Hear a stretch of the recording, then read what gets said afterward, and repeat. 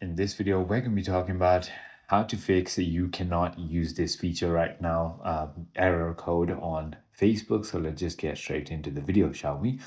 This is normally a temporary ban, 24 to 30 days or 24 hours to 30 days due to automated behavior, which is going to be because you are following a lot or liking a lot or commenting a lot.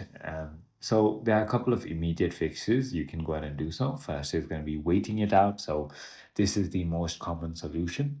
This restriction is usually temporary, lasting for a few hours to 30 days, so you can just wait it out. Second is going to be logging out and back in. Forcing a refresh on your session by logging out and logging back in does help as well.